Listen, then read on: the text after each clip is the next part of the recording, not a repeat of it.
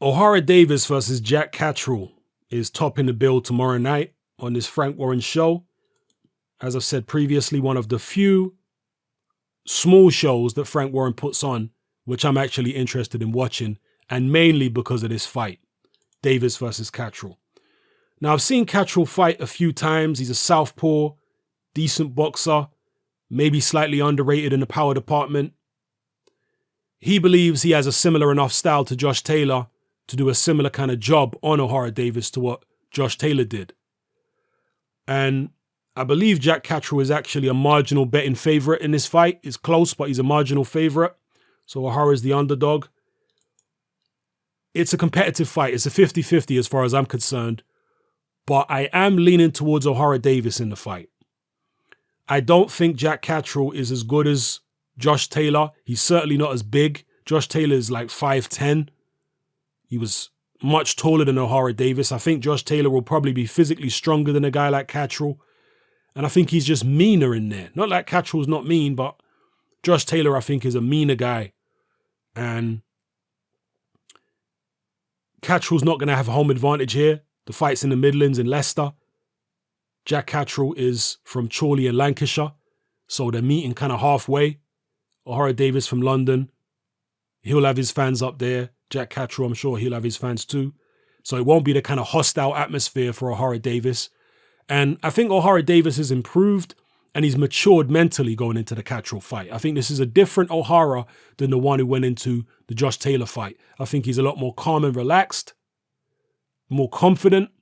And I think he knows that Catterall is not what Taylor was. He's not going into the hostile. You know, Ohara Davies said he was very nervous going into the Josh Taylor fight. He might not have said so before the fight, but certainly now when he's been speaking in his vlogs that he's been doing on his YouTube channel, he's been saying that he was nervous as hell going into the Josh Taylor fight, like really, really nervous, as you would imagine him to be in a hostile environment like that against a very, very strong-willed opponent in Josh Taylor. When you look at Josh Taylor's eyes, you can see that this is a very strong-willed individual.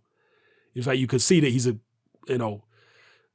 I don't want to say this in a derogatory way, but as a boxer, you can tell that Josh Taylor's a nasty piece of work. When you look at his eyes, the eyes never lie, Chico, like Scarface says. You look at Josh Taylor's eyes, he's a nasty piece of work in that ring, And you could tell that even going in, before the Ohara Davies fight, going into that, you could tell that he was going in there to do Ohara some serious damage. Catterall, I don't get the same kind of vibe from. I don't think he's as mean as Josh Taylor, and I don't think he's as good as Josh Taylor. I don't think he's as strong, and I suspect he's not as tough. I could be wrong, but I suspect he's not as tough. I'm picking Ohara Davies to win this fight. I think Ohara Davies is a tremendous puncher. He's very awkward. He's got very long arms.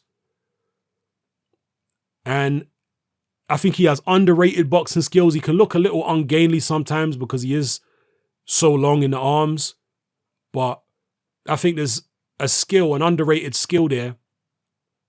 And when he hits Jack Catterall, the first time he catches him clean, whether it's in the body or in the head, I think Jack Catterall will lose some confidence. That's my suspicion. And that will allow Ohara Davies to have a lot of success in the fight. He might not necessarily blast Catterall out. I'm expecting a very competitive bout. But I do think Ohara Davies' power will keep Catterall honest at the very least. I think his power will have more an effect on Catterall psychologically than it had on Josh Taylor. And Josh Taylor, after the Ohara fight, said, Ohara's power's for real. He hasn't been very complimentary of Ohara Davies, Josh Taylor, before or after they fought. But the one thing he did say is Ohara's, he can bang, to be fair. He said in the first couple rounds, he wanted to see what Ohara's power was all about. And he said he is actually pretty damn heavy-handed, to be fair. I can't even take that away from him. And I think Catterall will discover that. And Catterall will, I suspect, be a bit more affected by it than Josh Taylor was, psychologically, if not physically.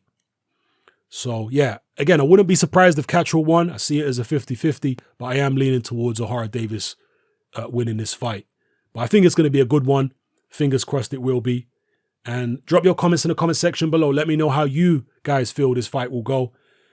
Catterall has been in there with people like Tyrone McKenna, who who's a very tall fighter. But I don't know what McKenna's reach is. McKenna's 6'1". I don't know what his reach is. It doesn't say here. I don't know what his arm length is. But even though he's 6'1", I don't think he is as awkward or as effective at using long range as an Ohara Davies. That's just my feeling. That Ohara Davies is going to be more awkward, more heavy-handed, and Jack Catterall is going to, feel the sting of them shots. And Ohara mentally matured a bit now, understands his own mortality, and I think he's just more of a professional at this point. So we'll see. Let me know what you feel, people. Who's going to win the fight? How's it going to go down? Will it be a good fight? Is somebody going to get knocked out? Is it going to be a repeat of the Josh Taylor fight? Or will Ohara Davies take care of business? And anybody who is a betting man, there's an opportunity, I guess, to make some money if you are. But I'm not telling you to, this ain't gamblersadvisory.com, all right? I'm not a betting man myself, but I'm just saying for those who are that way inclined, there might be an opportunity to make a little money on Ohara Davies if I heard he's a marginal underdog, but, there's still an opportunity there. I just feel he's going to win the fight. That's what I feel. I feel it's difficult to outbox Ohara because of the fact that his arms are so long. Josh Taylor, he outboxed Ohara, but he had to outfight him too. He wasn't able to just finesse Ohara Davies, no, because of Davies' ridiculously long arms, Davies' physical strength and his power. Taylor had to get on the inside with Ohara and in mid-range and beat the fight out of him, and that's what Taylor did. I don't think Ohara is a guy who's just so easy to outbox because of those crazy long arms and the power that he has at long range. And Catterall being a much shorter guy than Josh Taylor, I think he will discover that it's not easy to outbox this guy. Them long right hands are powerful, and he can hit you with a shot and lean out the way and your counters miss.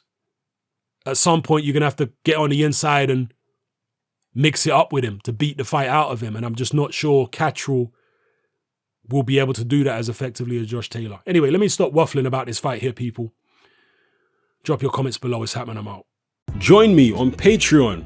I upload a minimum of 2 podcasts every single week, covering a wide variety of controversial topics, as well as live stream Q&A sessions. Take a look on screen right now at some of the podcasts I've produced so far. For just $3 a month, the equivalent of about £2 a month, you get access to all my new podcasts and my entire back catalogue of past podcasts, including my popular Confessions of a Nightclub Bouncer series. You can listen on your computer or on your smartphone or tablet by downloading the Patreon app from the Google Play Store or the App Store for free. The Patreon app also allows you to download each podcast in MP3. For less than the price of a cup of coffee, you get access to dozens of hours of exclusive content. It's easy to sign up, there's no contract, and you can cancel at any time. So come and join our community of free and critical thinkers by signing up with me here on Patreon today.